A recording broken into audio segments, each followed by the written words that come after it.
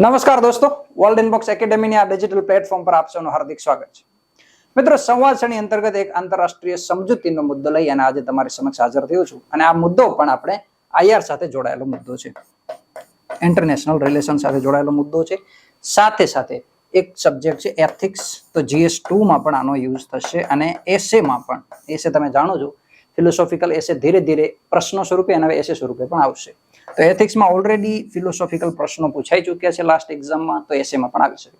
તો આનો ઉપયોગ આપણે એથિક્સમાં પણ કરશું અને એસેમાં પણ કરશું, અથવા તો સીધો 10 માર્કનો પ્રશ્ન પણ તમારો કરંટ અફેરના મુદ્દા સાથે જોડી શકાય અથવા તો બની શકે.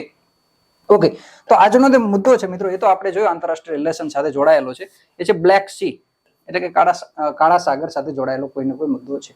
બીજી વાત, આપણા માટે આ મુદ્દો શા માટે મહત્વનો છે, આપણે શા માટે ભણવું જોઈએ? તો પહેલી વાત તો એ કે આ એક આંતરરાષ્ટ્રીય સમજૂતી છે જેનો ભંગ થયેલો છે. અને આંતરરાષ્ટ્રીય સમજૂતીનો ભંગ થયો હોય અને અગાઉ પૂછાઈ ગયેલા હોય એવા પ્રશ્નો આપણી પાસે છે. તો આંતરરાષ્ટ્રીય સમજૂતી છે. બીજું, આની વૈશ્વિક અસર છે. વૈશ્વિક અસરને કારણે ભારત ઉપર પણ અસર થયેલી છે, તો ભારત ઉપર અપ્રત્યક્ષ અસર છે, એટલે પણ આ મુદ્દો આપણા માટે ઇમ્પોર્ટન્સનો છે. બીજું એક ઉદાહરણ છે એથિક્સનું, એ પણ એની સાથે જોડાઈ શકાય. અને જ્યારે ઇન્ટરનેશનલ રિલેશનમાં કોઈ એવી ઘટના બને છે કે જેનો સીધો કે પછી અપ્રત્યક્ષ સંબંધ ભારત સાથે હોય, તો એને મુખ્ય પરીક્ષાનો પ્રશ્ન બનતા વાર નથી લાગતી. આપણી પાસે ઘણા બધા ઉદાહરણો છે એવા, જેમ કે ટ્રાન્સ પેસિફિક પાર્ટનરશિપ. આ સંગઠનનું ભારત સભ્ય નહોતું. આ સભ્ય ન હોવા છતાં અમેરિકા આમાંથી દૂર થાય છે. જ્યારે USA ટ્રાન્સ પેસિફિક પાર્ટનરશિપમાંથી દૂર થાય છે, તો સવાલ એ જ બન્યો કે USA અને ભારત સાથેના જે સંબંધો છે એમાં કેવા કેવા ફેરફારો આવશે અને અમેરિકા ઉપર કેવા આર્થિક પ્રભાવ પડશે. બીજું, ક્વાડને લઈને એક પ્રશ્ન આપણે પૂછી ચૂક્યો છે ઇન્ટરનેશનલ રિલેશનમાં. જો કે આ ક્વાડનો નાટો સાથે સંલગ્ન કરીને પ્રશ્ન પૂછેલો છે, એટલે નાટો પણ અહીંયા જોડાયેલો છે. અને આજે જે આપણે સમજૂતી જોવા જઈ રહ્યા છીએ એમાં પણ ક્યાંક ને ક્યાંક નાટોનો પ્રભાવ જોવા મળશે. ત્રીજો પ્રશ્ન છે મિત્રો આંતરરાષ્ટ્રીય રિલેશનમાં, અને એ રિલેશનનો જે પ્રશ્ન પૂછાયેલો છે એ મિત્રો ભારતના હિતો ઉપર. અફઘાનિસ્તાનમાં મિત્રો જ્યારે તાલિબાન સરકાર આવે છે, તો અફઘાનિસ્તાનમાં જે અસ્થિરતા સર્જાઈ, એ અસ્થિરતાને લીધે ભારતના હિતો ઉપર કેવી અસર પડશે. આ ઉપરાંત યુનાઇટેડ નેશન સિક્યુરિટી કાઉન્સિલ છે, WTO છે, કે આ પ્રકારના જ્યારે કોઈ સંગઠનો જોડાયેલા હોય, એ સમજૂતીમાં જો કોઈ ફેરફારો આવે તો એ પ્રશ્નો આપણી માટે મહત્વના બને છે, કારણ કે એ તમામ બાબતો ભારતના હિતો સાથે જોડાયેલી છે. આઈ હોપ કે તમે ભારતના હિતો સાથે જોડાયેલી એક આ બ્લેક સી ગ્રેઇન ડીલ યાદ રાખશું આપણે. બ્લેક સી ગ્રેઇન ડીલ જે છે, કાળા સમુદ્ર અનાજની એક સમજૂતી હતી. આ સમજૂતી હમણાં બ્રેક કરવામાં આવી છે. આના કેવા કેવા ઇમ્પ્લિકેશન આવશે, ભારત ઉપર શું સંબંધ પડશે, ભારત ઉપર શું અસર પડશે, બીજા અમુક જે ગરીબ દેશો છે એની ઉપર શું અસર પડશે, એ પણ જોઈશું. સાથે સાથે આ ચિત્રમાં તમને દેખાતું હશે એક જહાજ જે કોઈ ખાદ્યાન્ન ભરીને જાય છે, તો તમને ખ્યાલ આવ્યો હશે કે ખાદ્ય સુરક્ષા સાથે જોડાયેલો મુદ્દો છે, જે ઓલવેઝ GPSC નો એક મોસ્ટ ઇમ્પોર્ટન્ટ ફેવરિટ ટોપિક છે. વધી આગળ, તો સમસ્યા શું છે, શું ઘટના ઘટી છે અને એના કેવા કેવા પ્રભાવ પડશે એ પણ આપણે જોઈએ. ઓકે, તો ઘટના શું છે? 24મી ફેબ્રુઆરી 2022 નો દિવસ.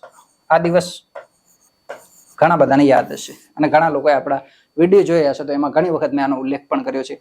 આ દિવસે મિત્રો રશિયા યુક્રેનની યુદ્ધની શરૂઆત થઈ. રશિયા યુક્રેન યુદ્ધ. અને જ્યારે રશિયા યુક્રેન યુદ્ધ થયું, તો યુક્રેન જે છે એ યુક્રેનની આંતરરાષ્ટ્રીય સરહદ હતો, તો સમુદ્રી સરહદ બ્લેક સી સાથે જોડાયેલી છે, કાળા સમુદ્ર સાથે. ઓબ્વિયસલી કાળા સમુદ્ર સાથે રશિયાની પણ સમુદ્ર જોડાયેલી છે. અને ક્રિમિયાનો જે વિસ્તાર છે, યુક્રેનનો જે વિસ્તાર હતો પહેલા, ક્રિમિયાનો વિસ્તાર એ 2014ના સમયમાં રશિયાએ આક્રમણ કરી અને મેળવ્યો. એટલે હવે યુક્રેનનો જે પશ્ચિમ તરફનો વિસ્તાર છે, એ જ વિસ્તાર જે છે માત્ર ને માત્ર બ્લેક સી સાથે જોડાયેલો છે. તો હવે જ્યારે આ ઘટના ઘટી, યુક્રેન ઉપર રશિયા આક્રમણ કર્યું, ત્યારે શું સમસ્યા થઈ? તો સમસ્યા એ થઈ કે જે યુક્રેન છે, એ યુક્રેનનું નામ તમે જાણતા હશો, બ્રેડ બાસ્કેટ ઓફ યુરોપ એવું નામ મળેલું છે. Bread basket. કેમ ભાઈ એવું નામ મળેલું છે? તો બ્રેડ બાસ્કેટ એટલા માટે કહેવામાં આવે છે કે યુક્રેનનું સૌથી વધુ ઘઉંનું ઉત્પાદન થાય છે મિત્રો યુક્રેનમાં, અને સમગ્ર વિશ્વનું જે ઘઉં ઉત્પાદન છે એના 10% તો માત્ર ને માત્ર એકલું યુક્રેન આનું ઉત્પાદન કરે છે. તો આટલા વિશાળ જથ્થામાં જો જે દેશ ઘઉંનું ઉત્પાદન કરતો હશે, ઓબ્વિયસલી એની ઉપર ઘણા બધા દેશો નિર્ભર હશે. અને જ્યારે રશિયાએ યુક્રેન ઉપર યુદ્ધ કર્યું, તો યુક્રેનમાંથી નિર્યાત જે છે ઘઉંનો નિર્યાત છે, મકાઈનો છે, ઘણા બધા બીજા પણ ખાદ્યાનો એ ઉત્પાદન કરે છે. તો આ નિર્યાત ઉપર રોક લગાવવામાં આવી. ઓબ્વિયસલી જે એની બાઉન્ડ્રી હતી દરિયાઈ સમુદ્ર હતો, એની જે સીમારેખા હતી એના ઉપર રશિયાએ કંટ્રોલ મેળવી લીધું અને એટલા માટે શું થયું, આ નિર્યાત સ્ટોપ થઈ ગઈ. જ્યારે આ નિર્યાત સ્ટોપ થઈ ગઈ તો વર્લ્ડ ફૂડ પ્રોગ્રામ, વિશ્વ ખાદ્ય જે કાર્યક્રમ છે, એને એક નિવેદન આપેલું હતું. આ સમયની વાત છે જ્યારે 24મી ફેબ્રુઆરી 2022 ના યુદ્ધ ચાલુ થયું ત્યારે. તો એમણે એવો અંદાજો લગાવ્યો કે લગભગ દુનિયાના 4.7 કરોડ જેટલા લોકોના ખાદ્ય સુરક્ષા ઉપર યુક્રેનમાંથી નિકાસ થતી જે હતી એના ઉપર રોક લગાવવામાં આવી. એને કારણે આટલા લોકોની ખાદ્ય સુરક્ષા જોખમ છે. આવું નિવેદન કોણે આપેલું છે? World food programme. અને વર્લ્ડ ફૂડ પ્રોગ્રામને લીધે, વર્લ્ડ ફૂડ પ્રોગ્રામના આ નિવેદનને લીધે ઘણા બધા દેશોને ચિંતા થઈ કે દુનિયામાં જો આ પ્રકારના સંધિઓ થશે અથવા તો સંધિઓ જે છે એ તૂટશે તો એના લીધે શું થશે, લોકોની ખાદ્ય સુરક્ષા જોખમાશે. ઓબ્વિયસલી જે ઘણા બધા આફ્રિકન દેશો હતા એ રશિયા અને યુક્રેન બંનેના નિર્યાત ઉપર જે છે એ નિર્ભર હતા. લગભગ 32 જેટલા દેશો. ઓબ્વિયસલી આફ્રિકા કોન્ટિનેન્ટમાં ઘણા બધા ગરીબ દેશો છે પોતાની ખાદ્ય સુરક્ષા પણ જાળવી નથી શકતા અને એમાંના જ 32 જેટલા લગભગ દેશો એ રશિયા અને યુક્રેનમાંથી આવતા ઘઉં ઉપર નિર્ભર હતા. અન્ય જે ખાદ્યાન્ન હતું એની ઉપર નિર્ભર હતા. તો હવે શું થાય કે રશિયા યુક્રેન યુદ્ધને લીધે આ ખાદ્યાન્ન ઉપર રોક લાગી ગઈ. તો આ તમામ દેશોની ખાદ્ય સુરક્ષા જોખમાશે અને એટલા માટે એ લોકોની ખાદ્ય સુરક્ષા જળવાઈ રહે એટલા માટે એક નવી સંધિ કરવામાં આવી. જુલાઈ 2022 નો સમય છે જ્યારે રશિયા યુક્રેન યુદ્ધની શરૂઆત થઈ એના લગભગ 5 મહિના પછી એક સંધિ કરવામાં આવે જેને કહીશું આપણે બ્લેક સી ગ્રેન ડીલ. આ બ્લેક સી ગ્રેન ડીલ અંતર્ગત શું કરવામાં આવ્યું કે ભાઈ જે બ્લેક સી છે, કાળો સમુદ્ર છે, કે જેની ઉપર જે સરહદ હતી યુક્રેનની એની ઉપર જે પ્રતિબંધ લગાવેલો છે અથવા તો રશિયાએ જે કબજો મેળવેલો છે એ વિસ્તારમાંથી અમુક જે પોર્ટ છે એ અમુક પોર્ટમાંથી રશિયા વડે જે છે પરવાનગી આપવામાં આવશે કે ભાઈ તમે લોકો જે અહીંયાથી શિપ લઈ જઈ શકો છો અને સાથે સાથે યુક્રેનના ઘઉં અને અન્ય ખાદ્યાન્નને તમે નિર્યાત કરી શકો છો. આવી સમજૂતી ક્યાં આપવામાં આવી? બ્લેક સી ગ્રેન ડીલ અંતર્ગત. આ બ્લેક સી ગ્રેન ડીલ અંતર્ગત આ પરવાનગી રશિયાએ આપી. ક્યારે? જુલાઈ 2022 અને આ બ્લેક સી ગ્રેન ડીલ માત્ર ને માત્ર રશિયા અને યુક્રેન વચ્ચે નથી થઈ. ઓબ્વિયસલી એ બંને દેશો જે છે એ યુદ્ધમાં જોડાયેલા છે તો એમની વચ્ચે તો આ પ્રકારની કોઈ સંધિ થાય એ સંભવ નથી. ઓબ્વિયસલી એની સાથે બીજા પણ ઘણા બધા ભાગીદારો જોડાયેલા છે અને એ ભાગીદારો કયા કયા છે એ પણ આપણે આગળ જોઈશું. પણ ઘટના એવી બને છે કે જુલાઈમાં આ જે સંધિ થયેલી એ સંધિ કોઈ અનિશ્ચિત કાળ માટે નહીં પણ માત્ર ને માત્ર 120 દિવસ સુધી, એટલે કે 120 દિવસ સુધી, જુલાઈ 2022 થી 120 દિવસ સુધી, નેક્સ્ટ 120 દિવસ સુધી યુક્રેનના પોર્ટ ઉપરથી વિવિધ ખાદ્યાન્નો છે એ નિર્યાત કરી શકાશે. ક્યાંથી? બ્લેક સી માંથી. એટલા માટે આ સંધિનું નામ છે બ્લેક સી, કાળો સમુદ્ર. બ્લેક સી માંથી આવનારા 120 દિવસ માટે. અને એ રીતે ત્યારબાદ પણ 60 દિવસો જે છે એને લંબાવવામાં આવ્યું આ રીતે કે જેથી કરી અને ગરીબ દેશો જે છે એને ખાદ્યાન્ન મળી રહે અને યુક્રેનનો નિર્યાત ચાલુ રહે અને જે માનવીય સહાયતા છે એના કાર્યક્રમો ઉપર કોઈ રોક ના લાગે. આ પ્રકારનું જે છે 60 દિવસોનું એક્સટેન્શન વધારવામાં આવ્યું. પરંતુ આ સંધિ લંબાવતા જુલાઈ 2023 પહોંચે છે. વર્ષ 2023 એક વર્ષ, લગભગ 12 મહિના જેટલો સમયગાળો આ બ્લેક સી ગ્રેન ડીલ નો ચાલુ રહ્યો. એક વર્ષ સુધી 12 મહિના. પણ ત્યારબાદ જુલાઈ મહિનામાં રશિયાએ આમાં જોડાવાથી ઇનકાર કરી દીધો કે ભાઈ હવે અમે આ બ્લેક સી ગ્રેન ડીલ નો ઇસ્યુ નથી. હવે જો ત્યાંથી કોઈ પોર્ટમાંથી શિપ નીકળશે તો એના પર હુમલો પણ થશે અને એ તમામ કબજો મેળવી લેવામાં આવશે. એટલે કે હવે આ બ્લેક સી ગ્રેન ડીલ અંતર્ગત જે ખાદ્યાન્ન વિદેશોમાં અને ગરીબ દેશોમાં પહોંચતું હતું એ નહીં પહોંચે. કાળા સમુદ્રમાંથી હવે કોઈ વ્યાપાર નહીં થાય. કારણ કે ઓલરેડી રશિયા યુક્રેન યુદ્ધ અત્યારે પણ ચાલુ છે, જુલાઈ 2022 પણ ચાલુ હતું અને એક વર્ષ પછી પણ ચાલુ. તો હવે આ રશિયાના નીકળી જવાથી બ્લેક સી ગ્રીન ડીલનો જે મોટિવ હતો કે ખાદ્ય સુરક્ષા જળવાય અને જે માનવીય સહાયતાના કાર્યક્રમો છે એ ચાલુ રહે, એ હવે નિરંતર ચાલુ રહેવાના નથી. અને એટલા માટે આ મુદ્દો અત્યારે ચર્ચામાં આવે છે કે રશિયાએ આમાંથી નીકળી જવાથી, આ બ્લેક સી ગ્રેન ડીલમાંથી નીકળી જવાથી ઘણા બધા લોકોની ખાદ્ય સુરક્ષા જોખમમાં મૂકી. હવે આને આપણે જોડીશું એથિક્સ સાથે. ઇન્ટરનેશનલ એથિક્સ, આંતરરાષ્ટ્રીય સહાયતા. ઓબ્વિયસલી જ્યારે આ કાર્યક્રમ શરૂ કરવામાં આવે તો એનો ઉદ્દેશ જે નૈતિક જ હતો કે ભાઈ આંતરરાષ્ટ્રીય નૈતિકતા જળવાઈ રહી, જે આપૂર્તિ શૃંખલા છે ખાદ્યાન્નની એ જળવાઈ રહે અને તમામ લોકો સુધી ખાદ્યાન્ન પૂરું પડે. આ પ્રકારનો એક નૈતિક ઉદ્દેશ રાખી અને બ્લેક સી ગ્રેન ડીલની શરૂઆત કરવામાં આવી. પરંતુ રશિયાના નીકળી જવાથી એ નૈતિક ઉદ્દેશ પણ નષ્ટ પામશે. તો આનો આપણે ઉદાહરણ તરીકે યુઝ કરશું. આંતરરાષ્ટ્રીય નૈતિકમાં જે આંતરરાષ્ટ્રીય નીતિ નિયમો હોય એનું અનુપાલન કરવાથી કયા કયા લાભ થાય, તો કયા કયા લાભ થાય એમાં પણ આપણે આનું ઉદાહરણ દઈશું કે બ્લેક સી ગ્રેઇન ડીલ છે એ આંતરરાષ્ટ્રીય જે નીતિ નિયમો છે, યુદ્ધ દરમિયાન પણ માનવી સહાયતાને પ્રાધાન્યતા આપી આ પ્રકારના જે આંતરરાષ્ટ્રીય નીતિ નિયમો છે એનો ઉપયોગ કરી અને આ બ્લેક સી ગ્રેઇન ડીલ રજૂ કરવામાં આવી હતી અને ઘણા બધા પાર્ટનર એમાં જોડાયા અને એના આપણે લાભ પણ જોયા.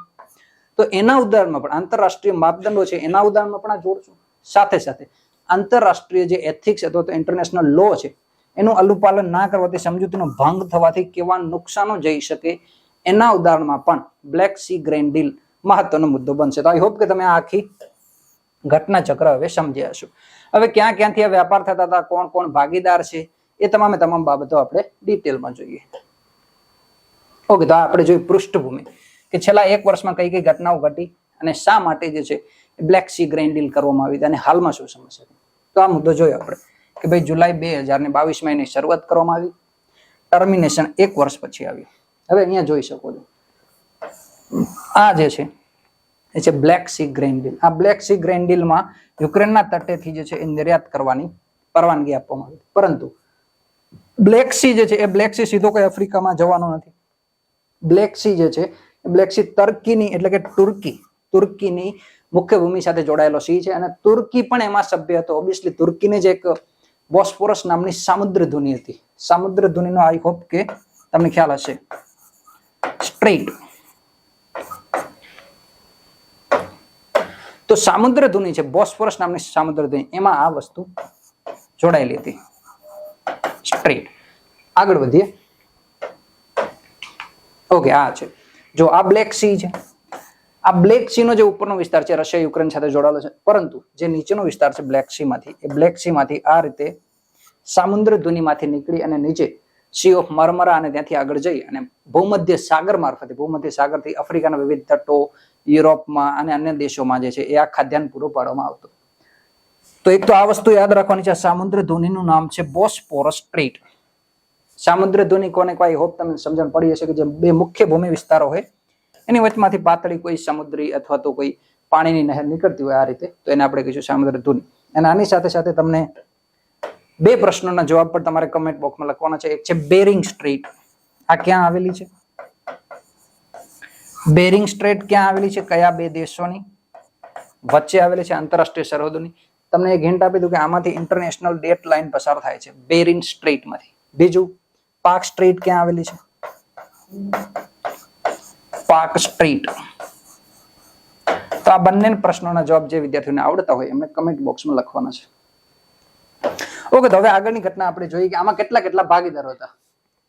તો આપણે જોયું પહેલા તો જે બંને દેશો રશિયા યુક્રેન જે યુદ્ધમાં જોડાયેલા છે તો એ બંને હતા રશિયા, બીજું છે યુક્રેન, આ બંને દેશો હતા.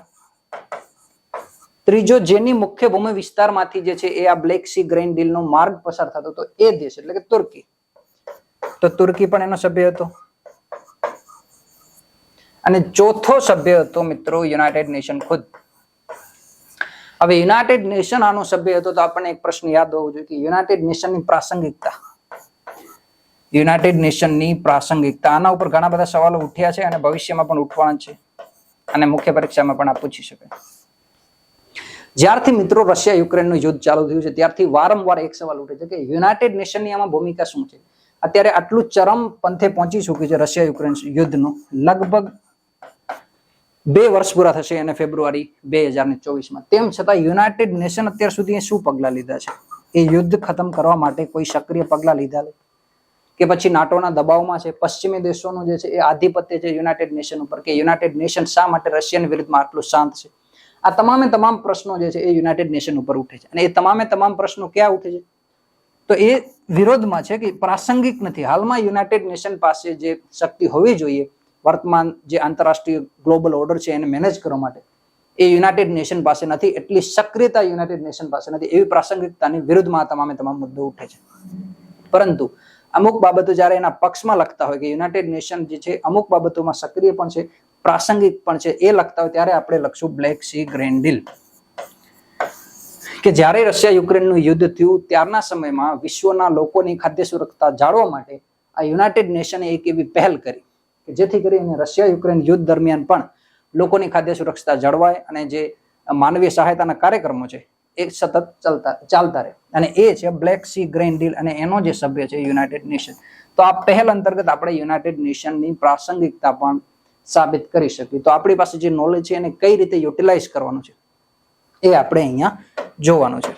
તો આઈ હોપ કે ભાગીદારો તમે સમજ્યા હશો. મુખ્ય 4 ભાગીદારો છે, તુર્કી છે, યુનાઇટેડ નેશન છે અને યુદ્ધમાં જે જોડાયેલા બંને દેશો છે રશિયા અને યુક્રેન. મહત્વ શું છે?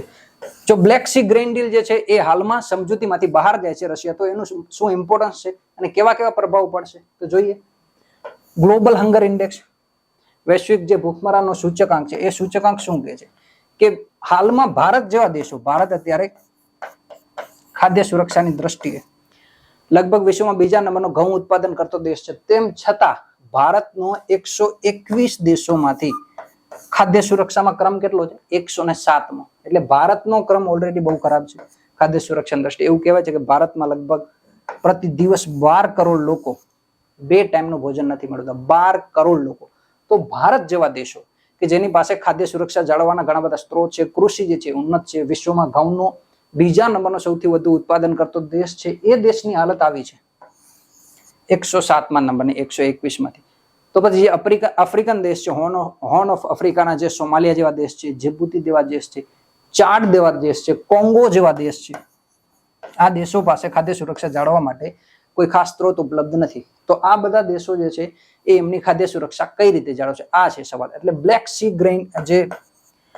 ગ્રેન ડીલ છે, આના તૂટી જવાથી આ તમામ દેશો છે ખાદ્ય સુરક્ષા જેમની નથી જળવાતી એ હજી વધુ કથળશે અને વધારેમાં વધારે કુપોષણ વધશે.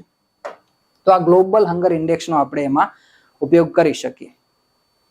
આગળ હવે રશિયાના રાષ્ટ્રપતિ શું નિવેદન આપે છે? ભાઈ બ્લેક સી ગ્રેન ડીલ માંથી રશિયા બહાર નીકળી ગયું છે, તો એનું શું કારણ છે? શા માટે રશિયન બહાર નીકળવું પડ્યું?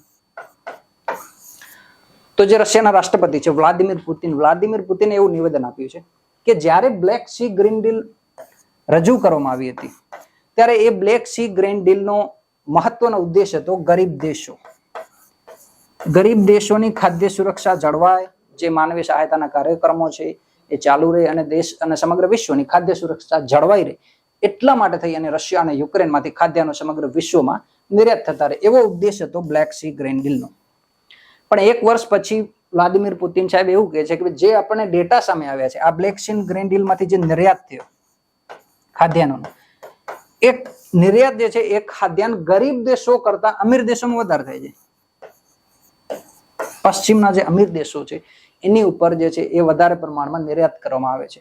તો ઓબ્વિયસલી વ્લાદિમીર પુતિન જે છે એ હાલમાં રશિયા અને પશ્ચિમના દેશો વચ્ચે તણાવ વધારે છે. તો અમીર દેશો જો રશિયા યુક્રેનનું ખાદ્યાન્ન જાય છે તો એ ક્યારે રશિયા સહન નહીં કરે, એટલા માટે બ્લેક સી ગ્રેન ડીલ માંથી રશિયા જે છે એ બહાર આવ્યું છે. આવું નિવેદન આપ્યું છે રશિયાના રાષ્ટ્રપતિએ. બીજા શું કારણો હોઈ શકે? તો બીજા કારણો એક એવા એમણે આપ્યા છે કે ટ્રસ્ટ ડેફિસિટ છે. ટ્રસ્ટ ડેફિસિટ કોની વચ્ચે? તો પશ્ચિમના દેશો એક તરફ છે, ધુરી રાષ્ટ્રો, પશ્ચિમના જે નાટોના દેશો છે, નાટો અંતર્ગત, તો નાટોના દેશો છે સમગ્ર, એ નાટોના દેશો એક જૂથ છે અને રશિયા તરફ એમણે આક્રમક વલણ અપનાવેલું છે. જ્યારે સામે પક્ષે શું છે?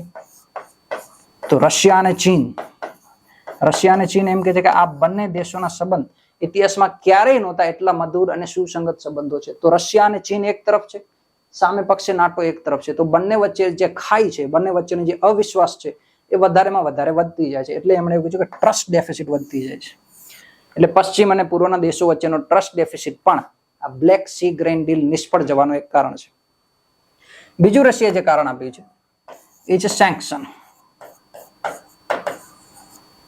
હવે સેન્કશન કયા? તો સેન્કશન એ અંતર્ગત કે જ્યારે યુદ્ધ થયું 24 ફેબ્રુઆરી 2022 ના સમયમાં, તો પશ્ચિમના દેશોએ ઘણા બધા સેન્કશન આની ઉપર લગાડેલા છે, આર્થિક પ્રતિબંધો. સરળ ભાષામાં સમજીએ તો આર્થિક પ્રતિબંધો લગાડ્યા છે રશિયા ઉપર. અને આર્થિક પ્રતિબંધો કયા પ્રકારના? કે પશ્ચિમના દેશો અથવા તો પશ્ચિમના દેશો સાથે સારો એવો વ્યાપાર ભાગીદાર ધરાવતા દેશો કોઈ રશિયા સાથે વ્યાપાર નહીં કરે. એટલે એક જાતનું રશિયાનો આઇસોલેશન કરવાનો પ્રયાસ કર્યો છે. તો આ તમામ જે આ ઉપરાંત કાટસા જેવા નિયમો છે, કાટસામાં પણ રશિયાને એડ કરવામાં આવેલું છે. કાટસા શું છે? તો કાટસા એક કહી શકાય કે અમેરિકાનો એક તાનાશાહી ધરાવતો એક કાનૂન છે. કાઉન્ટરિંગ અમેરિકાસ એડવર્સરીઝ થ્રુ સેન્ક્શન એક્ટ, આ છે કાટસા. હવે કાટસા શું કહે છે કે કાટસા એમ કહે છે કે અમેરિકા સાથે જો તમારો વ્યાપાર સારો નથી અથવા તો તમારા સંબંધ સારા નથી, એટલે કે અમેરિકા સાથે તમારા સંબંધો ખરાબ છે, વ્યાપાર ખરાબ છે, તો અમેરિકાના જે ભાગીદાર દેશો છે એ ભાગીદાર દેશો પણ એ દેશ સાથે વ્યાપાર નહીં કરે કે જેની હારે અમેરિકાના સંબંધો ખરાબ છે. આવું કોણ કે છે? આ કાટસા કે છે. અને જો તમને કોઈને ખ્યાલ હોય તો ગયા વર્ષે જ્યારે ભારત અને રશિયા વચ્ચે જે ઓઇલ આયાત છે, ઓઇલ ઇમ્પોર્ટ, એ ઓઇલ ઇમ્પોર્ટમાં ખૂબ વધારો થયો, તો લગભગ 50 ગણો વધારો થયો. ભારતે ઓઇલ ઇમ્પોર્ટ ખૂબ વધાર્યો રશિયાથી, અને એને કારણે આ કાટસાનો જે અમલીકરણ છે એ ભારત ઉપર કરવો જોઈએ કે નહીં, આ પ્રકારનો સવાલ જે છે એ અમેરિકામાં એટલે વ્હાઇટ હાઉસમાં પૂછવામાં આવ્યો. જો કે ઘણા બધા જે નિષ્ણાંતો હતા એમણે કીધું કે ભારત અને અમેરિકાના જે આંતરરાષ્ટ્રીય વેપારો છે એ ખૂબ મજબૂત છે અને એટલા માટે અમેરિકા ક્યારેય કાટસાનો ઉપયોગ ભારત ઉપર નહીં કરે. આ ઉપરાંત જ્યારે ભારત અને રશિયા વચ્ચેના જે ડિફેન્સના સમજૂતી થતી હોય છે એના લીધે પણ આ પ્રકારના સવાલો ઉઠતા હોય છે કાટસાને લઈને. તો આઈ હોપ કે તમે કાટસા સમજ્યા હશો. અને જે બીજો મહત્વનો મુદ્દો છે આંતરરાષ્ટ્રીય ક્ષેત્રે એ છે સ્વિફ્ટ. તો સ્વિફ્ટ શું છે? સ્વિફ્ટ છે મિત્રો આંતરરાષ્ટ્રીય સ્તરે જે લેણ દેણ થતી હોય એનું એક પ્લેટફોર્મ છે. Society for world wide interbank financial telecommunication. એટલે આ શું છે કે ધારો કે ભારત રશિયા પાસેથી ઓઇલ ખરીદે છે, તો રશિયા પાસેથી ઓઇલ ખરીદ્યા બાદ એનું રૂપિયામાં ચલણ તો નહીં કરે. રૂપિયામાં તો ભારત જે છે એ એની લેણ દેણ નહીં કરે કે ભાઈ 50,000 રૂપિયા આપી દો, આપણે ઓઇલ મંગાવી લીધેલું છે, 500 નોટો આપી દો, તો રૂપિયાનું જે છે એ ચલણ નહીં થાય આંતરરાષ્ટ્રીય સ્તરે. તો એના માટે શું કરવામાં આવશે? તો આ રૂપિયાની જગ્યાએ એને કન્વર્ટ કરવામાં આવશે ડોલર. અને ડોલર કન્વર્ટ કરીને ડોલર કોને આપવામાં આવશે? રશિયાને. તો રશિયા માટે પણ આ ડોલર કોઈ મહત્વ નથી, કારણ કે ત્યાંનું જે સ્થાનીય ચલણ છે એ સ્થાનીય ચલણ ડોલર નથી, સ્થાનીય ચલણ કયું છે? રૂબલ. તો અગેન જે ડોલરનો હતો એ ડોલરને કન્વર્ટ કરવામાં આવશે રૂપિયા. તો આ પ્રકારની વ્યવસ્થા ચાલે છે અને તમામ જે મેસેજિંગ સિસ્ટમ છે એ કઈ છે? સ્વિફ્ટ. હવે સ્વિફ્ટમાં પણ પશ્ચિમના દેશોનું પ્રભુત્વ છે અને એટલા માટે શું કરવામાં આવ્યું? આ સ્વિફ્ટમાંથી રશિયાને બહાર કાઢવામાં આવ્યું. તો રશિયાનો જે આંતરરાષ્ટ્રીય વેપાર હતો એ આંતરરાષ્ટ્રીય વેપાર ઉપર ખૂબ મોટી ચોટ પહોંચી છે અને એટલા માટે આ પ્રકારના જે આર્થિક પ્રતિબંધો લગાવવામાં આવે છે રશિયા ઉપર, તો રશિયા અને પશ્ચિમના દેશો વચ્ચે જે અવિશ્વાસની ખાઈ છે એ દિવસે દિવસે વધતી જાય છે. તો આ પ્રકારનું નિવેદન આપ્યું છે ને આ એમને કારણો સર્જાવે છે. ભારત ઉપર શું અસર થશે? ભારત ઉપર આની કઈ ઇમ્પેક્ટ છે? તો હા, ભારત ઉપર પણ આની ઇમ્પેક્ટ છે. કઈ રીતે? તો ભારત પોતાની જરૂરિયાતના 82% સૂરજમુખીનું તેલ ક્યાંથી ઇમ્પોર્ટ કરે છે? યુક્રેનમાંથી. અને હવે જ્યારે યુક્રેનના બ્લેક સી મારફતે જે ઇન્ટરનેશનલ ટ્રેડ હતો એના ઉપર જ્યારે રોક લાગશે તો આ 82% સૂરજમુખીનું તેલ ભારત ઇમ્પોર્ટ નહીં કરી શકે. અને ઇમ્પોર્ટ ના કરી શકવાને લીધે શું થશે? માંગ વધશે અને આ માંગ વધારો થવાથી અગેન ઇન્ફ્લેશન. તો ભારત ઓલરેડી અત્યારે પણ એક ઇન્ફ્લેશનનો શિકાર દેશ તો છે જ, અને આ પ્રકારની જે બ્લેક સી ગ્રેન ડીલ ઉપર રોક લગાવવાથી ભારતની સમસ્યામાં હજી વધારો થશે. તો ભારત ઉપર આ છે. બીજું, ભારત જે નિર્યાત કરે છે પશ્ચિમના દેશો બ્લેક સી મારફતે અને યુક્રેનમાં પણ નિર્યાત કરે છે, એ તમામ વેપાર ઉપર પણ ઘણા બધી નકારાત્મક ઇમ્પેક્ટ થશે આના કારણે. તો black sea grain deal Bharat ઉપર અપ્રત્યક્ષ રીતે તો અસર કરશે જ. બીજું આગળ વધીએ. ઓકે, તો આ મુદ્દો હતો બ્લેક સી ગ્રેન ડીલનો. બ્લેક સી ગ્રેન ડીલ કેટલી રીતે આપણે ઉપયોગ કરી શકીએ? એક તો એથિક્સમાં, સાથે સાથે ઇન્ટરનેશનલ રિલેશનમાં અને એસએમાં પણ ક્યાંય પૂછાય તો આનું તમે ઉદાહરણ રજૂ કરી શકો. હવે બીજો મુદ્દો પણ ખૂબ મહત્વનો છે અને આ પણ ખૂબ ચર્ચામાં છે. હવે આમાં બે મુખ્ય કન્સેપ્ટ છે મિત્રો, જીન એડિટિંગ અને જીનેટિકલી મોડિફાઈડ. આ બંને શું છે જોઈએ આપણે. તો એક છે જીન એડિટિંગ અને બીજું છે મિત્રો જીનેટિકલી મોડિફાઈડ. આ બંને ઇમ્પોર્ટન્ટ છે મિત્રો. જીનેટિકલી મોડિફાઈડ, આનું ગુજરાતી કરશો તો આનુવાંશિક રીતે સંશોધિત આવું થશે, જીનેટિકલી મોડિફાઈડ. હવે આ આપણા માટે કેમ ઇમ્પોર્ટન્ટ છે? તો આપણા માટે તો એટલે ઇમ્પોર્ટન્ટ છે કે મિત્રો આ સીધું એગ્રીકલ્ચર સાથે જોડાયેલો છે. અને ભારત જેવા દેશમાં કે જ્યાં 50% કરતા વધુ વસ્તી કોની સાથે જોડાયેલી છે રોજગાર માટે? એગ્રીકલ્ચર માટે. કૃષિ પ્રધાન દેશ છે ભારત, તો એગ્રીકલ્ચર સાથે જોડાયેલી કોઈ પણ બાબત આપણે મુખ્ય પરીક્ષા માટે મહત્વની રહેશે. આ ઉપરાંત જીનેટિકલી મોડિફાઈડ જે ક્રોપ છે એની ઉપર તો એક સીધો મુખ્ય પરીક્ષાનો પ્રશ્ન પૂછાઈ ચુક્યો છે, અને એ પ્રશ્ન શું છે કે શું ભારતે આનુવંશિક રીતે સંશોધિત જે પાકો છે એ આનુવંશિક રીતે સંશોધિત પાકો ઉપર સંપૂર્ણપણે નિર્ભર રહેવાને બદલે ભારતનો જે જૈવ વિવિધતા, સમૃદ્ધ જૈવ વિવિધતા છે એની ઉપર ભાર રાખી અને કૃષિનું ભવિષ્ય જે છે એ સલામત કરવું જોઈએ? આ પ્રકારનો સવાલ પૂછાયેલો છે. તો આગળ આપણે આનાથી જોઈશું કે જીનેટિકલી મોડિફાઈડ થી કેવા કેવા આપણને લાભ થાય છે. ઓકે મિત્રો, તો સવાલ એ હતો કે શું ભારતે સંપૂર્ણપણે જીનેટિકલી મોડિફાઈડ ક્રોપ્સ ઉપર નિર્ભર રહેવાને બદલે ભારતની જે જૈવ વિવિધતા છે, સવાલ આ પ્રમાણે હતો કે ભારતની જે જૈવ વિવિધતા છે એ જૈવ વિવિધતાનું સંરક્ષણ કરી અને ભારતે કૃષિનું ભવિષ્ય સંરક્ષિત કરવું જોઈએ? કૃષિનું ભવિષ્ય. ઓકે, સવાલ આ બાબત ઉપર હતો કે ભારતે હાલમાં જીનેટિકલી મોડિફાઈડ ક્રોપ્સ એટલે કે આનુવંશિક રીતે સંશોધિત પાક, આપણે સૌ જાણીએ છીએ કે બીટી કોટન ભારતમાં એકમાત્ર એવો પાક કે જેનું વ્યવસાયિક ધોરણે ઉત્પાદન કરી શકાય એવો એકમાત્ર જીનેટિકલી મોડિફાઈડ એટલે કે જીએમ પાક હોય તો એ કોણ છે? BT cotton. તો સવાલનો નિહિતાર્થ એ હતો કે ભારતે આ પ્રકારના અન્ય પણ બીજા પાકોને આપણે પરવાનગી આપવી જોઈએ અને કૃષિનું જે ઉત્પાદન છે એમાં વધારો કરવો જોઈએ. બેઝિકલી આ બીટી કોટનનો લાભ એ છે કે જીનેટિકલી મોડિફાઈડ જેટલા પણ ક્રોપ હોય એમની રોગ પ્રતિકારક શક્તિ વધારે હોય. મુખ્ય લાભ આ થાય. રોગ પ્રતિકારક શક્તિ એટલે તો રોગ પ્રતિકારક શક્તિ ઇન ધ સેન્સ કે જ્યારે પણ આ બીટી કોટન ઉપર કોઈ પણ જાતના જંતુ કે અન્ય જીવોનો જ્યારે હુમલો થાય છે તો આને વધારે પ્રમાણમાં નુકસાન થાય નહીં. એટલે કે આનું જો કોઈ પણ સેવન કરશે કોઈ જંતુ કે તો એ નાશ પામશે. એટલે બીટી કોટન જે છે એ વિવિધ જંતુઓ સામે આરામથી રોગ પ્રતિકારક શક્તિનું પ્રદર્શન કરે છે. તો આ પ્રકારની રોગ પ્રતિકારક શક્તિ બીજા પણ જેટલા પણ પાકો છે ભારતમાં, ઘઉં છે, જુવાર છે, આ પ્રકારના ખાદ્યાન્નોમાં પણ ભારતે આનુવંશિક રીતે સંશોધિત પાકોને પરવાનગી આપવી જોઈએ. એક સવાલ એ હતો કે આપણે એ પ્રકારે પરવાનગી આપી અને ભારતની કૃષિનું જે ઉત્પાદન છે એક ઉત્પાદનમાં વધારો કરવો જોઈએ અને કૃષિનું ભવિષ્ય આપણે મજબૂત બનાવવું જોઈએ. બીકોઝ આપણને સૌને ખ્યાલ છે કે 50% જેટલી આબાદી, લગભગ ભારતની 50% જેટલી આબાદી હાલમાં જે છે એ કૃષિમાંથી રોજગાર મેળવે છે. તો ભારતે કૃષિનું ભવિષ્ય સંરક્ષિત કરવા આ રસ્તો અપનાવવો જોઈએ. એક તો બીટી કોટન જેવા અલગ અલગ જે જીનેટિકલી મોડિફાઈડ પાક છે એક એ, અથવા તો બીજો રસ્તો શું છે આપણી પાસે કે ભારતની જે જૈવ વિવિધતા છે એ જૈવ વિવિધતાનું સંરક્ષણ કરવું જોઈએ. જૈવ વિવિધતા ઇન ધ સેન્સ કે ભારતમાં ઘણા બધા પશુઓ, ઘણા બધા વૃક્ષો, ઘણી બધી પ્રજાતિઓ જે છે એ ઉત્પાદનમાં આવે છે અથવા તો ઘણી બધી ઉત્પાદિત થાય છે. તો આનું સંરક્ષણ કરવા માટે ભારતે શું કરવું પડે? નેચરલ ફાર્મિંગ એટલે કે કુદરતી ખેતી, રસાયણ વિહીન ખેતી.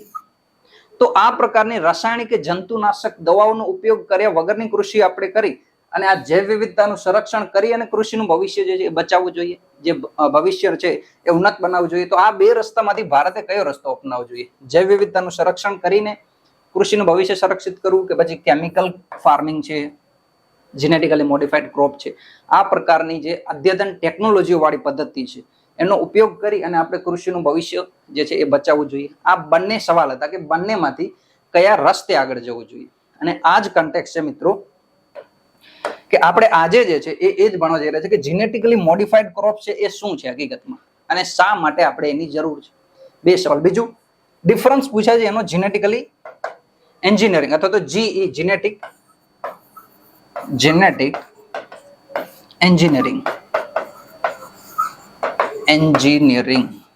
તો આ જે પાકો છે એ કયા છે? જીન એડિટેડ જેને આપણે કહીએ છીએ. તો જેમાં એન્જિનિયરિંગ એટલે કે એડિટેડ કોઈ કરવામાં આવ્યું હોય તો એ કયા પાક છે? ગુજરાતીમાં એને જોશો તો સંપાદન શબ્દ તમને મળશે. જીનેટિકલી એડિટેડ એટલે કે જીન સંપાદિત. હવે જીન સંપાદિત એ પ્રક્રિયા શું છે? અને બીજું છે આનુવંશિક રીતે સંશોધિત એટલે આ જીએમ ક્રોપ. તો આ બંને પ્રક્રિયા વચ્ચે શું જે છે એ તફાવત આવેલા છે અને આપણે એનો કઈ રીતે ઉપયોગ કરવાનો છે તો જોઈએ આગળ એનો તફાવત પણ. હવે આ તમે એક જોઈ શકો છો image genetically modified. Basically difference એટલો જ છે કે જીએમ છે એક તરફ આપણે જોઈએ આનુવંશિક રીતે સંશોધિત પાક એટલે કે જીએમ જીનેટિકલી મોડિફાઈડ, અને બીજું છે જીન એડિટિંગ જેને આપણે કહીએ જીન સંપાદન. તો આ જીન એડિટિંગ અને જીનેટિકલી મોડિફાઈડ વચ્ચે તફાવત એકમાત્ર તમારે જોવો હોય તો એ છે ટ્રાન્સજેનિક. ટ્રાન્સજેનિક, આ શબ્દ ખાસ યાદ રાખવાનો છે. આ જીનેટિકલી મોડિફાઈડ જે પાક હશે એમાં આ પ્રક્રિયા ફોલો થશે, ટ્રાન્સજેનિક. હવે આપણને ટ્રાન્સ શબ્દ સાંભળીએ એટલે એક બાબત તો ખ્યાલ આવે કે કોઈ આર પાર અથવા તો પાસ કરવાની તમને ઘટના યાદ આવે. જેમ કે આપણે જોઈએ ટ્રાન્સ બાઉન્ડ્રી, આ શબ્દ તમે સાંભળતા હશો વારે ઘડી.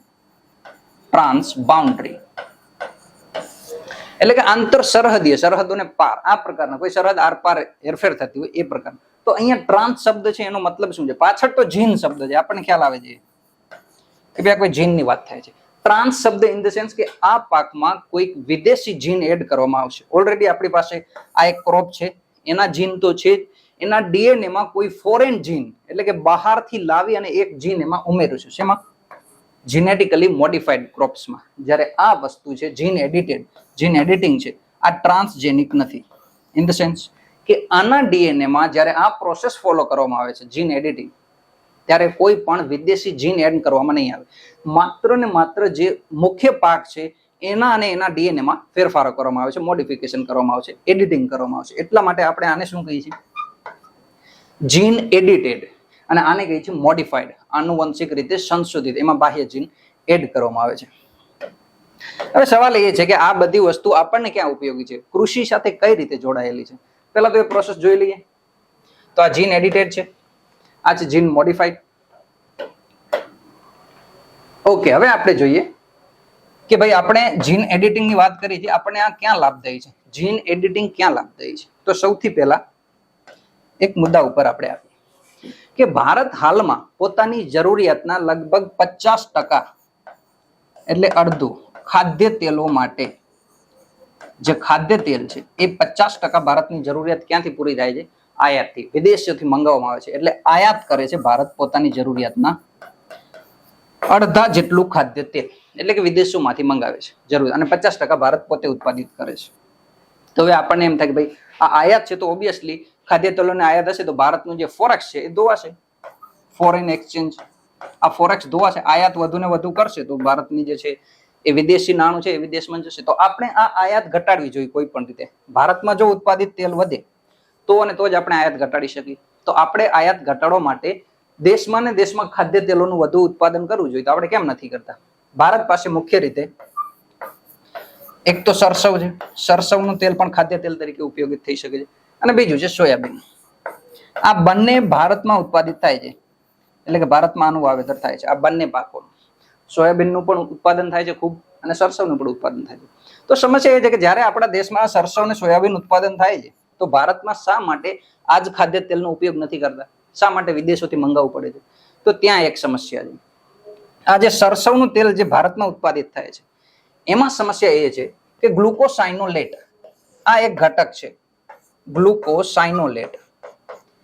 આ ગ્લુકોસાઇનોલેટને લીધે કેટલીક સમસ્યાઓ થાય છે કે ગ્લુકોસાઇનોલેટનું જ્યારે પ્રમાણ વધારે હોય છે જે સરસવની પાકમાં, તો એને લીધે શું થાય છે કે એક તો એમાંથી દુર્ગંધ આવતી હોય છે, એ ખાદ્ય તેલમાંથી જ દુર્ગંધ આવે છે, સૌથી મોટી પરેશાની ત્યાં છે. અને બીજું, આ ગ્લુકોસાઇનોલેટને લીધે એનો જે સ્વાદ છે એકદમ તીવ્ર હોય છે, એકદમ તીખા ટાઈપનો સ્વાદ હોય છે. એટલે દુર્ગંધ અને સ્વાદ એ બંને કેવા હોય છે, આના ખાદ્ય અથવા તો ખાવા લાયક નથી હોતા. એને લીધે આ સરસવનો ઉપયોગ આપણે ખાદ્ય તેલ તરીકે નથી કરતા. બીજું, સરસવના જે અવશેષો વધે છે, જેમ કે આપણે ડાંગર હોય, ડાંગરમાંથી ચોખા કાઢી લો, બાકીના જે અવશેષો વધે એનો શું કરીએ આપણે? ચારા તરીકે ઉપયોગ કરીએ.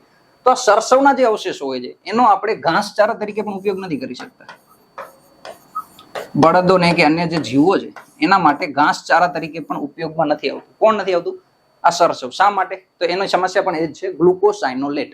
બીકોઝ આ જે ગ્લુકોસાઇનોલેટ છે એ તત્વને લીધે એનો સ્વાદ બહુ ખરાબ થઈ જાય છે, અને સ્વાદને લીધે ના તો એ ખાદ્ય તેલ તરીકે ઉત્પાદનમાં આવે છે દુર્ગંધને લીધે, કે ના એ તીખા સ્વાદને લીધે ઘાસચારામાં ઉપયોગમાં આવે છે. તો આ બંને સમસ્યાઓનું મૂળ કોણ છે? આ ગ્લુકોસાઇનોલેટ.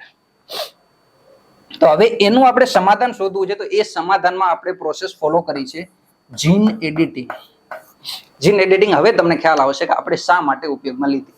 તો આ ગ્લુકોસાઇનોલેટને જો આપણે હટાવી દઈએ, સરસવની જે પણ પાકની ઉત્પાદન છે અથવા તો જે પાકની જાત છે એ જાતમાંથી આ ગ્લુકોસાઇનોલેટને હટાવી દઈએ તો ઓબ્વિયસલી એની જે દુર્ગંધ હતી એ દુર્ગંધ અને એમનો સ્વાદ, આ બંને વસ્તુ બદલાઈ જશે. બીકોઝ આ બંને વસ્તુ ખરાબ કોના લીધે છે?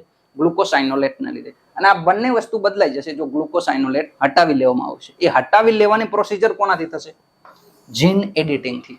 હવે આ એક સંસ્થાનું નામ છે national institute of plant genome research. આ સંસ્થાએ શું કર્યું છે? સંસ્થાએ એક નવી જાત બનાવી છે. કોની? સરસવની. વરુણા નામની જાત બનાવી છે. આ નામ આપણે ખાસ યાદ રાખશું. જ્યારે પણ એક્ઝામ્પલ પણ આપણે આપવું હોય કે મોડર્ન યુગમાં ટેકનોલોજી આપણને કઈ રીતે ઉપયોગી થઈ શકે, તો બીજા ઘણા બધા સેક્ટર છે. ઇન્ડસ્ટ્રી હોય કે પછી સોશિયલ લાઈફ હોય, લોકોના જોડાણ હોય, એ તમામ એક્ઝામ્પલ છે. પણ કૃષિ સાથે તમે જ્યારે જોડો એને કે મોડર્ન ટેકનોલોજી કૃષિમાં ક્યાં આપણને હેલ્પફુલ થઈ જાય, તો એ કૃષિ સાથે આ ઉદાહરણ તમે જોડશો. વરુણા નામની એક નવી જાત વિકસાવી છે આ સંસ્થાએ. અને એ વરુણા નામની જાતમાં આ ગ્લુકોસાઇનોલેટનું પ્રમાણ ખૂબ ઓછું છે. અને એ ખૂબ ઓછા હોવાને લીધે આપણે શું થાય છે કે ઘાસચારામાં પણ ઉપયોગી થશે અને સાથે સાથે સરસવનો ઉપયોગ ખાદ્ય તેલમાં પણ થશે. તો આ બંને વસ્તુનું જે સમાધાન આપણને મળ્યું એ કઈ પ્રોસિજરથી મળ્યું? તો એ પ્રોસિજર હતી જીન એડિશન, GE પ્રોસિજર. અને બીજી કઈ હતી? Genetically modified. તો એ અહીંયા નથી, જસ્ટ કમ્પેરિઝન કરવા માટે કે જીન એડિટિંગ અને GM એ બંને કઈ રીતે અલગ છે, GM અને GE ના તફાવત શું છે, એ બંને આપણે જોઈએ એટલા માટે. ચલો આગળ વધીએ. ઓકે, હવે મેજર તફાવત આપણે જોઈએ કોની વચ્ચેના? તો જીનેટિકલી મોડિફાઈડ. આનું ગુજરાતી આપણે ખાસ યાદ રાખશું. આનુવંશિક રીતે સંશોધિત, એટલે કે આના DNA માં કોઈ બાહ્ય જીન એડ કરવામાં આવશે. બીજું સામે કોણ છે? Gene editing. આ એડિટિંગમાં માત્ર ને માત્ર એડિટ કરવાનું છે, કોઈ બાહ્ય જીન એ આપણે એન્ટર કરવાનો નથી. તો આપણે જોયું પહેલા તો ટ્રાન્સજેનિક, એટલે કે બાહ્ય જીન આમાં આવશે. શેમાં? આમાં. જ્યારે જીન એડિશનમાં આપણે ટ્રાન્સજેનિક કોઈ પણ જાતનું આવશે નહીં. બીજું, આ GM નો જે મુખ્ય રીઝન હોય છે, જીનેટિકલી મોડિફાઈડ પ્રક્રિયા આપણે ફોલો કરવી હોય તો એનું મુખ્ય રીઝન શું હોય છે? તો એક તો હોય છે રોગ પ્રતિકારક શક્તિ. રોગ પ્રતિકારક શક્તિ. હવે તમે જાણતા હશો કે કપાસ છે, આ ઉપરાંત બીજા જે શાકભાજીના ઘણા બધા પાક છે, તો એની ઉપર વારંવાર જંતુઓના જે છે આક્રમણ થતા હોય છે અને ઘણા બધા પાક જે છે એ નાશ પામતો હોય છે. બીકોઝ એ જંતુઓ સામે આ પાકો જે છે એ પોતાનું રેઝિસ્ટન્સ રાખી શકતા નથી, પોતાનું રક્ષણ કરી શકતા નથી. તો આ સમસ્યાનું સમાધાન લાવવા માટે આપણે કઈ પ્રોસિજર ફોલો કરશું? GM. આ જે પ્રોસિજર છે એને આપણે ક્યાં ફોલો કરી? અહીંયા. જ્યારે આ પ્રક્રિયાનો સામાન્ય ઉદ્દેશ જે આપણે જોયું કે કોઈ પાકમાં ફેર બદલી લાવી હોય, કેટલીક એની કેરેક્ટરિસ્ટિક બદલાવી હોય, તો ત્યાં આપણે કોનો ઉપયોગ કરશું? આ gene editing, genetically editing. Okay, આ બંને આપણે યાદ રાખશું, GM અને GE. આગળ વધીએ. ઓકે, હવે આ સંસ્થાઓ છે એ સંસ્થાઓ એક GEAC નામની સંસ્થા છે. આ સંસ્થા જે શું કરે છે? પ્રોસિજર ઉપર રેગ્યુલેટિંગ કરે છે. રેગ્યુલેટિંગ એટલે કે વિનિયમન. ઓબ્વિયસલી જીન એડિટિંગ છે, જીનેટિકલી મોડિફિકેશન છે, આ બધી જે પ્રક્રિયા ફોલો કરવામાં આવે છે, ઘણી વખત એવી સમસ્યા આવે છે કે જીનેટિકલી મોડિફાઈડ જે પાક ઉત્પાદિત કરવામાં આવે એને લીધે ઘણી વખત તો જૈવ વિવિધતાને નુકસાન થતું હોય, જેમ કે કોઈ બીટી કોટન છે, એ પ્રકારનો કોઈ બીજો પાક જે છે એ GM પ્રક્રિયાથી ઉત્પાદિત કરવામાં આવે તો એને લીધે જમીનને પણ નુકસાન થાય. એમાં કોઈ એવા લાક્ષણિકતાઓ અથવા તો એ પાકની એવી કોઈ ખાસિયતો હોય કે જેને લીધે જમીનમાં પોષક તત્વોનું સ્તર ખૂબ ઘટી જાય. બીજું, ઘણી વખત માનવો ઉપર ઝેરી અસર થવાના પણ કેસ બન્યા છે. તો જે પણ GM પાકથી આપણે એક નવી જાત ઉત્પાદિત કરીએ છીએ એ જમીન માટે, જૈવ વિવિધતા માટે અને જે મનુષ્યો છે એના સ્વાસ્થ્ય માટે જોખમી છે કે નહીં એ બાબત તપાસ્યા પછી અને પછી જ આપણે GM પાકને જે છે એ પરવાનગી આપી. એ બધી પ્રક્રિયા કોણ ફોલો કરશે? રેગ્યુલેશન એનું કોણ કરશે? તો એ સંસ્થા છે આ GEAC, genetic engineering appraisal committee, GEAC. આનું ફૂલ ફોર્મ પણ આપણે યાદ રાખશું. તો આ GEAC જે છે એ શું કરે છે? જ્યારે તમે GM પાક ઉત્પાદિત કરો છો, જીનેટિકલી મોડિફિકેશન એટલે કે આનુવંશિક રીતે સંશોધિત પાક, ફોર એક્ઝામ્પલ આપણે જોયું બીટી કોટન, તો આ બીટી કોટન આપણે નથી વિકસાવ્યું. આ બીટી કોટનની જે નવી જાત છે, આ એક જાતનું કપાસ જ છે, તો આ બીટી કોટન ભારતમાં નથી ઉત્પાદિત, ભારતે બનાવેલું નથી રિસર્ચ કરીને, એ કોઈ વિદેશી કંપની બનાવેલું છે.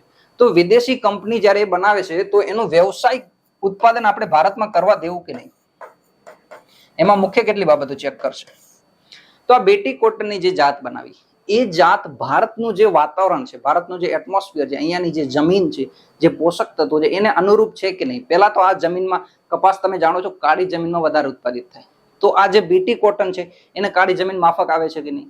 પછી ઉત્પાદન લીધા પછી એની કોઈ ઝેરી અસર વધે છે કે નહીં જમીનમાં? લોકોના સ્વાસ્થ્ય ઉપર કોઈ ખરાબ અસર છે કે નહીં? આ બધા પ્રશ્નોના જવાબ મળશે. એના પછી ને પછી આ બીટી કોટનને પરવાનગી આપવામાં આવશે કે ભાઈ આ બીટી કોટનની જાતનું વ્યવસાયિક ઉત્પાદન ભારતમાં કરવામાં આવશે. આવી પરવાનગી કોણ આપશે?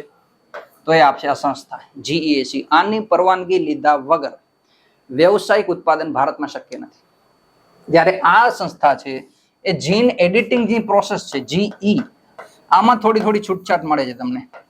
આ જીઈ ની જે પ્રોસિજર છે એનું કોઈ એવું ખાસ વિનિયમન કે તમારે પરવાનગી લેવી પડે કે કોઈ પ્રયોગો કરવા માટે એવી કોઈ પરવાનગી આ સંસ્થા પાસેથી નથી લેવાની. પણ જીએમ જીનેટિકલી મોડિફાઈડ જ્યારે કરવામાં આવશે એટલે કે બાહ્ય જીન ઉમેરવામાં આવશે ત્યારે જરૂરથી આ સંસ્થાની પરવાનગી આપણે જોશે. તો આઈ હોપ કે જીએમ અને જીઈ વચ્ચેનો ભેદ તમને મળ્યો હશે. બીજું, આ સંસ્થા વિશે થોડું ઇન્ફોર્મેશન મેળવી લઈએ. તો આ સંસ્થા કયા પ્રકારની સંસ્થા છે? સૌ પ્રથમ તો વૈધાનિક સંસ્થા છે. હવે વૈધાનિક સંસ્થા કોને કહેવાય? આઈ હોપ કે તમને બધાને ખ્યાલ હશે કે કોઈ કાયદાને અનુસાર એનું નિર્માણ કરવામાં આવ્યું, એટલે કે સંસ્થાને કોઈ કાયદાકીય આધાર તૈયાર કરવામાં આવેલો હોય. જેમ કે આપણે નીતિ આયોગ જોઈએ તો નીતિ આયોગ માટે કયો કાયદો છે એ તમારે બધાએ કમેન્ટ બોક્સમાં લખવાનું છે. પહેલા તો નીતિ આયોગ છે એ વૈધાનિક સંસ્થા છે કે નથી? 3 મુખ્ય સંસ્થાઓ વિશે આપણે માહિતી મેળવી હતી. વૈધાનિક એટલે કે જે કાયદા અનુરૂપ બની હોય. બીજું, ગેર વૈધાનિક એટલે માત્ર કાર્યકારી આદેશના આધારે બનાવેલી હોય. અને ત્રીજું છે બંધારણીય. આ ત્રણેય સંસ્થાઓ વચ્ચે શું તફાવત છે એ આપણે અગાઉ જોઈ ગયા છીએ. તો એમાંથી આ ત્રણેયમાંથી આપણે અત્યારે જે જોઈએ છીએ જીઈએસી એ આ સંસ્થા છે વૈધાનિક સંસ્થા. બીજું, આ સંસ્થા કયા કાનૂન અંતર્ગત બની ગઈ? તો એ કાનૂનનું નામ યાદ રાખવાની જરૂર નથી, બહુ લાંબો બધો કાનૂન છે એ નથી યાદ રાખવાનું. પરંતુ આ સંસ્થાની જ્યારે સત્તા આપણે ચેક કરીએ છીએ કે કોઈ પાવર છે કે નહીં સત્તા સંસ્થા પાસે, તો ઓબ્વિયસલી એની પાસે પાવર છે એ કાનૂન આધારિત. આ કાનૂનનું નામ તમે બધાએ સાંભળ્યું હશે, એન્વાયરમેન્ટ પ્રોટેક્શન એક્ટ 1986. તો આ એન્વાયરમેન્ટ પ્રોટેક્શન એક્ટ 1986 હેઠળ આ સંસ્થા પાસે કેટલીક ખાસ સત્તાઓ છે. ફોર એક્ઝામ્પલ, આ જીઈએસી જે છે એ તમે જ્યારે કોઈ પ્રયોગ કરવા જાઓ છો, ફોર એક્ઝામ્પલ કોઈ એક નવી જાત વિકસાવી પાકની, એનો તમે પ્રોસિજર ફોલો કરી છે જીએમ ને, જેનેટિકલી મોડિફાઈડ ને, અને એ પ્રક્રિયા તમારે લાગુ કરવા માટે પહેલા તો કોઈ પ્રયોગ કરવા છે. પ્રયોગ એટલે તમને કોઈ વિશાળ ક્ષેત્ર નહીં આપવામાં આવે, અમુક મર્યાદિત ક્ષેત્રમાં તમને એ ઉગાડવામાં આવશે કે તમે એ જાત ત્યાં વાવો અને એનું ઉત્પાદન કરો, પછી ચેક કરો કે કોઈ અસર થઈ કે નહીં. તો આ પ્રયોગ જ્યારે તમારે કરવા હશે તો એના માટે પણ ફરજિયાતપણે તમારે એના દિશા નિર્દેશ અનુસરવા પડશે. તમને એ કેટલીક ગાઈડલાઇન્સ આપશે કે આ પ્રમાણે જ આટલા વિસ્તારમાં જ તમારે ઉત્પાદિત કરવાની છે, બીજી કોઈ એની ઝેરી અસર ના થવી જોઈએ. બીજું, જો તમે પરવાનગી લીધા વગર ભારતમાં કઈ ઉત્પાદન કરો છો વ્યવસાયિક રીતે, તો એ પણ ગેરકાનૂની છે. અને એ તમામ કામો માટે જે સત્તા રહેલી છે એ જીઈએસી નામની સંસ્થા પાસે રહેલી છે. આ સંસ્થાનું આપણે ખાસ યાદ રાખશું કે જ્યારે પણ જીએમ પાક આવશે એટલે કે જેનેટિકલી મોડિફાઈડ પાક આવશે ત્યારે આ સંસ્થાનો ઉદ્દેશ્ય આપણને ખ્યાલ આવશે. બીજું, આ સંસ્થા કોની હેઠળ કામ કરે છે, કે આ ડિપાર્ટમેન્ટની હેઠળ કામ કરે છે, તો એ પણ જોઈ લઈએ. Department of biotechnology. તો ડિપાર્ટમેન્ટ ખાસ યાદ રાખજો આપણે બાયોટેકનોલોજી હેઠળ. અને બીજું, આ જે રેગ્યુલેશન કરવામાં આવે છે, રેગ્યુલેટિંગ સંસ્થા છે, ઓબ્વિયસલી રેગ્યુલેશન વિનિયમન કરે છે. એટલે તો બાયોટેકનોલોજીને લઈને કોઈ પણ પ્રયોગ થતા હશે તો એમાં રેગ્યુલેશન માટે આ સંસ્થા સર્વોચ્ચ રહેશે. એપેક્સ બોડી કહેવાશે એને, એપેક્સ બાયોટેક રેગ્યુલેટિંગ બોડી. એટલે કે બાયોટેકનોલોજી લઈને, જીનને લઈને કોઈ પણ જાતના પ્રયોગો થશે, કોઈ પણ ઉત્પાદન થતા હશે તો એના સંશોધન માટે અને તમામ જવાબદારી સંભાળવા માટે આ સંસ્થાની પાવર સૌથી ઉપર રહેશે. આની ઉપર કોઈ નથી, સૌથી વધારે સત્તા છે આ બોડી પાસે. એટલે આપણે એને શું કહીએ? Apex Biotech regulating body. અને બીજું આનું મંત્રાલય પણ ખાસ યાદ રાખી લઈ તો ministry of environment, forest and climate change, એટલે કે વન, પર્યાવરણ અને જળવાયુ પરિવર્તન મંત્રાલય. આ મંત્રાલય અને ખાતું કયું? Department of biotechnology. આટલી વસ્તુ આપણે આના માટે યાદ રાખીશું. ઓકે મિત્રો, તો જીએમ એટલે કે જેનેટિકલી મોડિફાઈડ અને જીન એન્જિનિયરિંગ, અને સાથે સાથે આપણે જે ગ્રીન ડીલ જોઈએ અથવા તો ગ્રીન બ્લેક સીડ ડીલ જોઈએ, એમાં કેવા મુદ્દાઓ એડ કરી શકાય, મુખ્ય પરીક્ષામાં આપણે કયા એક્ઝામ્પલ કઈ રીતે યુઝ કરી શકીએ, આપણા સિલેબસને આ ટોપિક કઈ જગ્યાએ ટચ થાય, આ તમામ બાબતો તમને ખ્યાલ આવી હશે તથા સંવાદ શ્રેણીની જે જૂના જે વિડીયો છે એ પણ તમે જોયા હશે તો તમને ખ્યાલ આવશે કે મુખ્ય પરીક્ષાની સાથે સાથે પ્રિલિમમાં પણ ઘણી વખત કન્સેપ્ચ્યુઅલ ક્વેશ્ચન આવે છે તો તેમાં પણ તમને આ બધી માહિતી કામ લાગશે. તો આ જ પ્રકારના કોઈ નવા મુદ્દા સાથે આપણે ભવિષ્યમાં મળશું. ધન્યવાદ.